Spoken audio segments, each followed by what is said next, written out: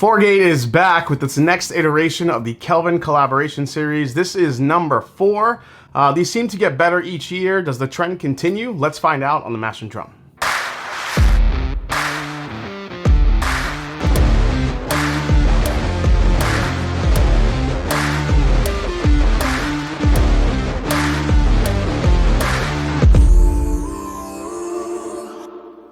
What's up, folks? I'm Jason C. from the Mash and Drum, and today we are reviewing the 4th iteration of the award-winning Kelvin Collaboration series from Gate.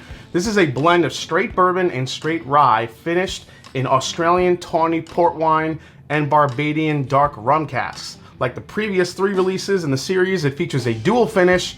Let's go through the details right after you take a closer look.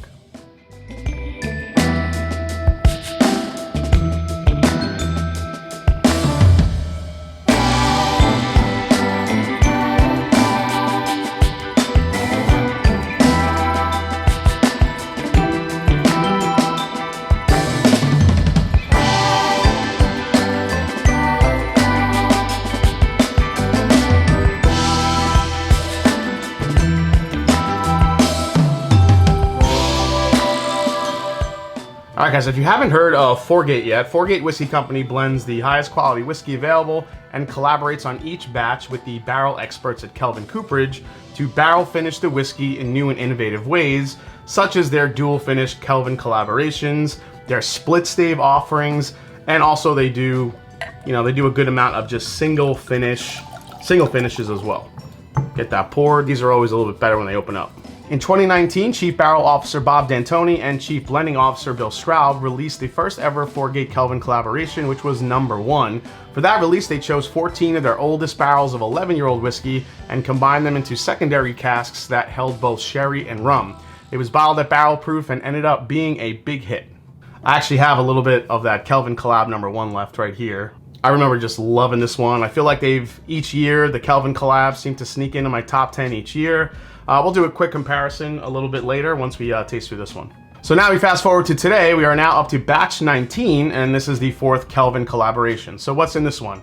Kelvin Collab 4 is a blend of 6- and 7-year-old Kentucky Straight Bourbon, 9-year Indiana Straight Bourbon, and 8-year Indiana Straight Rye Whiskey. Yup, it's a Bou-Rye. The bourbon mash bills in this blend are 75 corn, 21 rye, and 4% malted barley. The rye mash bill is a good old 95.5 rye. That blend is then finished in Australian Tawny port wine and Barbadian dark rum casks. It's non-chill filtered, 111.2 proof. 3,158 bottles will be available this April in Kentucky, Tennessee, Georgia, Indiana, Louisiana, Texas, and for the first time ever in Illinois. Also, you'll be able to find these online at sealbox.com, bourbonoutfitter.com, and caskers.com for a retail price of $200. All right, let's take a dive in on this one, guys. Here we go.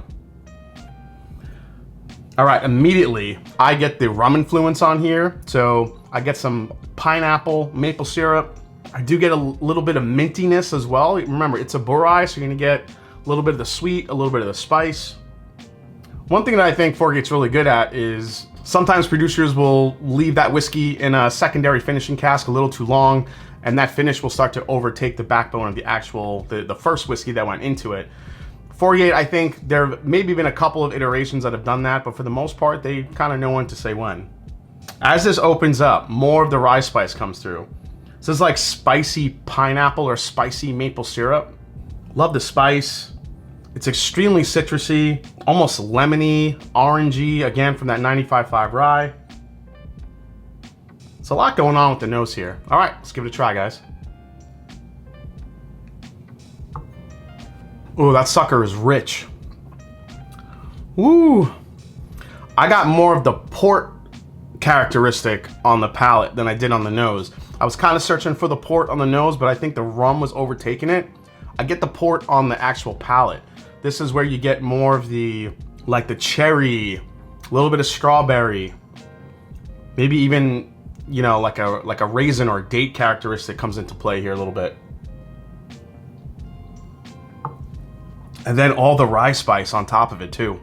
I would just say off my first couple sips, if you're into the sweeter profiles of Gate and some of those sweeter finishes that they've done, I mean, this one I think will be very different. The fact that it's a blend of bourbon and rye really gives it a lot more spice than what I'm used to with the Kelvin Collab series. And, you know, we'll do a quick compare here.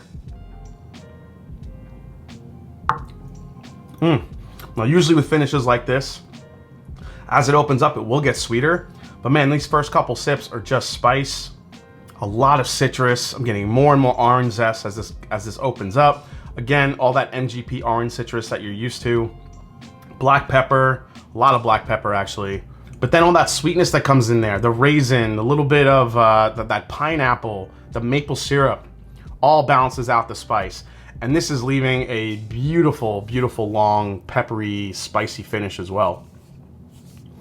It's a good, I mean, we'll get into the pricing on these a little bit. I definitely have some thoughts on 4-Gate and where you guys should spend your money if you're willing to spend the money on this. But let's do one last sip before we compare. Rye spice, black pepper, mid palate. That's when you get the port influence, the dark fruit, the cherry.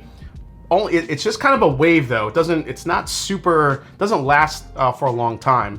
Then all of a sudden the citrus comes in, the rye spice, and then it finishes with more of that pineapple and maple syrup note that I was getting in the mid palate.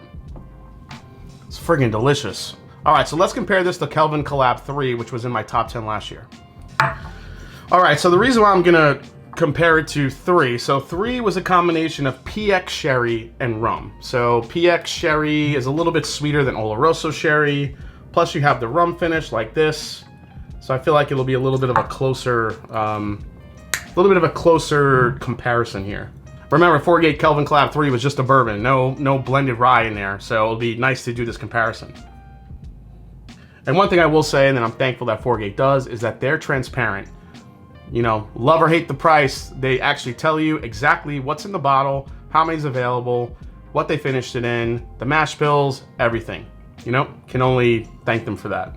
So this is obviously opened up a lot, and this is all candy sweet on the nose right now. Compared to this, where that rye influence really comes in, the black pepper, the mint, a little bit of like that orange and like Christmas tree type of note from the rye. The rye influence in the beginning is pretty heavy, but man, on the palate, it's just sweet and spice. All right, let's try the Kelvin Collab III. Oh my God. It is pure candy. It's like drinking a piece of strawberry shortcake, just in your glass, drizzled with maple syrup. Good finish though. The 4-Gate Kelvin Collab III was 123.7 proof. So this has way more heat on the palate. This one, even though it's a good proof at 111.7, you get way more of just spice rather than heat. I'm actually kind of liking the Kelvin Collab IV a little bit better, but that's my palate. I love the sweet and the spice. Oh, it's so good. And this just might get better over time. All right, let's go with the final breakdown on 4-Gate Kelvin Collab number 4. All right, it's final breakdown time. Price for this one, $200. Secondary, these haven't released yet, so there's no secondary market value yet. Depending on the batch, sometimes you see these maybe price $50 to $100 more than what the retail price is. Availability for these are limited. Again, you're looking at a little over 3,000 bottles for these. They're getting spread out over a few more states now. Again, first time in Illinois this year. Also really good online availability retail-wise. You have 3 different options you can get it through, like I mentioned previously, through Sealbox, Bourbon Outfitter, and also Caskers. So even though if it's not in your state, you do have a good shot of still getting one. If you're on top of it, they do tend to sell out fast. So value for this one. Surprisingly, you know, if this wasn't a Bou-Rye, I'd probably say it's below average, but being that it is, I'm gonna say it's even. There's just not a lot of bourbon rye blends with a dual finish on it that are out there. So I think when you're looking at value and you're wanting something that's a little bit more unique, I think I could call this even. For most I'd pay, I'm gonna say retail. I wouldn't want to pay more than $200 for this, but it's a damn good whiskey. All right, is it a recommend? I think you guys know what I'm gonna say, but let me pitch it to you this way. 4-Gate to me, in the past, they've had a good amount of releases that I've really liked, that I've really loved, and that have been, you know, okay. When it comes to the Kelvin collaborations, now they release one of these a year, 1, 2, 3, 4 we've seen. This is number 4 for 2022. When it comes to the Kelvin collaborations, this is probably the the one true can't miss value and buy that 4Gate comes out with every year. Now, when it comes to their single finishes or straight ryes, that's really up to you whether you want to spend $200 of that particular type of finish on it, or if you love really good cask strength rye whiskey that much.